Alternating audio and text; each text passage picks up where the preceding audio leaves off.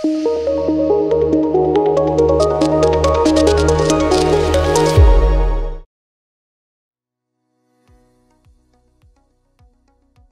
అండి, నేను doctor Purnima, working as a fertility specialist at 49. So ఈరోజు నేను చేస్తున్న ఈ సిరీస్ పేరు మెయిల్ ఫర్టిలిటీ సిరీస్.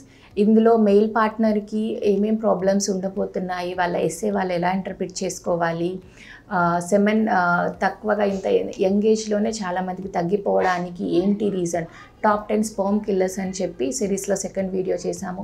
థర్డ్ వీడియోలో మన లైఫ్ స్టైల్ చేంజెస్ ఎలా చేసుకోవాలి, ఫుడ్ చేంజెస్ ఎలా చేసుకోవాలి అనేది థర్డ్ వీడియోలో కవర్ చేసాము. అండ్ ఇన్ దిస్ సిరీస్లో ఇది ఫోర్త్ వీడియో. ఇందులో మనం ఏం చేస్తామంటే మనం ట్యాబ్లెట్స్ వాడాము, మనం లైఫ్ స్టైల్ చేంజెస్ కూడా చేసుకుంటున్నాము. బట్ స్టిల్ మన స్పర్మ్ కౌంట్ అనేది కొన్నిసార్లు హై అవుతుంది, కొన్నిసార్లు లో అవుతుంది. మరి ఏం చేయాలి, is there any other solution for that అన్నది ఈ వీడియోలో మనం మాట్లాడుకోబోతున్నాము. ఈవెన్ ఇఫ్ మనం అన్నీ యూస్ చేసినా కూడా it will take lot of time for the male partner.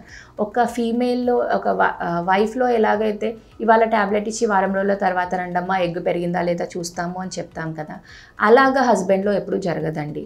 ఎందుకంటే మగవాళ్ళల్లో కణాలు పెరిగి అది మంచిగా బయటికి రావడానికి 90 to 120 డేస్ పడుతుంది, ఒక టోటల్ సైకిల్ అన్నది.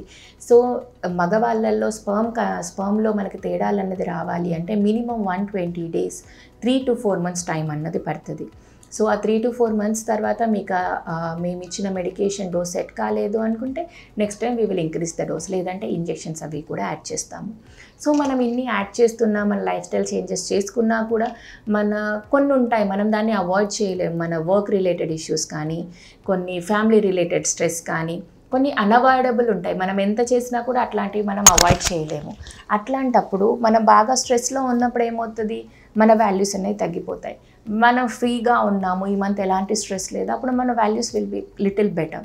సో అలాంటి కపుల్కి నేను ఇచ్చే సజెషన్ ఏంటంటే better go for the semen freezing. ఎప్పుడైతే మీ కౌంట్ చాలా బాగుంది అంటే కంపారిటివ్లీ బెటర్, పాత శాంపుల్ కన్నా ఈ శాంపుల్ బెటర్గా ఉంది అని అనిపిస్తుందో then come for the semen freezing. ఆ శాంపుల్ని మేము ఫ్రీజ్ చేసేసి పెడతాము. నెక్స్ట్ మనం ఐయుఐకి కానీ ఐవీఎఫ్కి కానీ ఆ శాంపుల్ని వాడుకోవచ్చు. నెక్స్ట్ మంత్ మీరు నార్మల్ ఐయుఐ చేసుకుందాం అనుకుంటున్నారు, అప్పుడు శాంపుల్ ఇచ్చారు, ఆ శాంపుల్ ఆ మంత్ మీకు బాగా స్ట్రెస్ ఉంది, లేదంటే ఫీవర్ వచ్చింది, లేదంటే ఇంకేదో ఫ్యాక్టర్ వల్ల కౌంట్ అనేది బాగా తగ్గిపోయింది.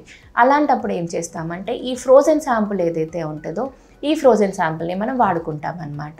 సో అలాగా ఎవరికైతే సెమెన్ కౌంట్ అనేది బాగా ఫ్రీక్వెంట్గా పెరగడం తగ్గడం అవుతూ ఉంటుందో, ఎవరి లైఫ్లో అయితే బాగా స్ట్రెస్ ఉంటుంది, ఫ్యామిలీ రిలేటెడ్ స్ట్రెస్ కానీ, వర్క్ రిలేటెడ్ స్ట్రెస్ కానీ, అది అవాయిడ్ చేయలేము, మనము ఫ్రీక్వెంట్గా జర్నీస్ చేస్తాము, ఐయుఐ టైంలో కానీ లేదంటే ఐవీఎఫ్ టైంలో కానీ మేము వచ్చే శాంపుల్ ఇవ్వలేము due to my work schedule అనుకున్న వాళ్ళు కానీ సెమెన్ ఫ్రీజింగ్ ఆప్షన్ని హ్యాపీగా తీసుకోవచ్చు. ఇంకా మేము బెటర్ ఆప్షన్ చెప్పేది ఏంటంటే ఒక 2-3 శాంపిల్స్ మీరు ఫ్రీజ్ చేసుకొని పెట్టుకోవచ్చు. 2-3 శాంపిల్స్ ఫ్రీజ్ చేసుకొని పెట్టుకుంటే ఏంటంటే out of that frozen samples also మీరు ఫ్రీజ్ చేసుకున్నప్పుడు మేము అన్నీ చూసుకొని ఫ్రీజ్ చేస్తాం కాబట్టి అవుట్ ఆఫ్ దట్ కూడా వాటన్నిటిని పూలప్ చేసుకొని కూడా మనం ఆ శాంపుల్ని కూడా యూస్ చేసుకోవచ్చు. సో మీరు సపోజ్ అవుట్ ఆఫ్ స్టేషన్ వెళ్తున్నా, లేదు అంటే అవుట్ ఆఫ్ కంట్రీ వెళ్తున్నా కూడా మీరు అప్పుడు కూడా ఈ సెమెన్ ఫ్రీజింగ్ అనేది ఆప్షన్ని వాడుకోవచ్చు. సో టెక్నాలజీని మనం ఎంత బాగా యూటిలైజ్ చేసుకుంటే అది మనకంతా యూస్ఫుల్ అవుతుంది మన లైఫ్లో. ఈ సెమెన్ ఫ్రీజింగ్ టెక్నాలజీ వచ్చిన తర్వాత చాలామంది కపుల్స్ దీన్ని యూస్ చేసుకొని సక్సెస్ అవుతున్నారు. కాకపోతే చాలామందికి తెలియదు అసలు ఇలాంటి సెమెన్ ఫ్రీజింగ్ అంటూ ఒక ఆప్షన్ ఉందనే చాలామందికి తెలియదు.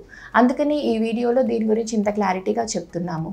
సో ఎవరికైతే కౌంట్ అన్నది ఎక్కువ అవుతుంది, తక్కువ అవుతుంది, లేదు అంటే హస్బెండ్ సపోజ్ వైఫ్ ఇక్కడే ఉంటుంది, హస్బెండ్ వర్క్ వల్ల ఢిల్లీలోనో బాంబేలోనో ఉండాల్సి వస్తుంది, లేదంటే అవుట్ ఆఫ్ కంట్రీ వెళ్ళాల్సి వస్తుంది, ఆర్మీకి వెళ్ళాల్సి వస్తుంది, అలాంటి వాళ్ళు కానీ, లేదు అంటే before going for the chemotherapy, radiotherapy, ఏదైనా క్యాన్సర్ డిటెక్ట్ అయింది, లేదంటే ఒక మేజర్ సర్జరీకి వెళ్తున్నాము, అలాంటప్పుడు కానీ మనం ముందే సెమెన్ ఫ్రీజింగ్ చేసుకోవచ్చు.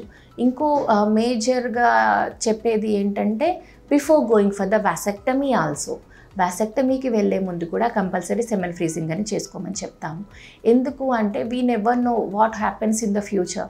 సో ఒక శాంపుల్ మనదంటూ ఒకటి ఉంటే that would be much better, because we get lot of cases, madam vasectomy అయిపోయింది మేడం, మళ్ళీ రీకెనలైజేషన్ చేసుకుందాం అనుకుంటున్నాము, అప్పుడు ఒక పాపే సరిపోతుంది అనుకున్నాం, కాబట్టి ఇప్పుడు ఇంకో బేబీ కావాలి అనుకుంటున్నాము, అప్పుడు 2 పాపలు ఉన్నారు మేడం, ఇప్పుడు బాబు కావాలి అనుకుంటున్నాం, లేదంటే 3rd చైల్డ్ కావాలనుకుంటున్నాము, మేము మళ్ళీ ట్రై చేద్దాం అనుకుంటున్నాం. ఇలా డ్యూ టు డిఫరెంట్ రీజన్స్, కొన్ని బాధాకరమైన విషయాలు కూడా ఉంటాయి. బేబీ డెత్ అవుతుంది, లేదంటే బేబీకి ఏదైనా mental illness, due to many other factors vasectomy తర్వాత మళ్ళీ వస్తారనమాట.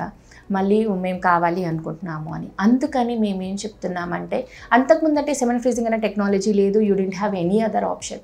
బట్ ఇప్పుడు ఉంది కాబట్టి మీరు వాసెక్టమీకి వెళ్ళే ముందు కూడా ఒక్కసారి సెమెన్ ఫ్రీజింగ్ అన్న ఆప్షన్ని చూసుకుంటే, మీరు 1 or 2 శాంపిల్స్ మీరు ఫ్రీజ్ చేసేసుకొని పెట్టేసుకుంటే, if at all something happens in the future, ఒకసారి మీరు శాంపిల్ ఇస్తే ఇది 10-15 years అయినా సరే మీకు ఉంటుంది కాబట్టి the sample will be useful for you.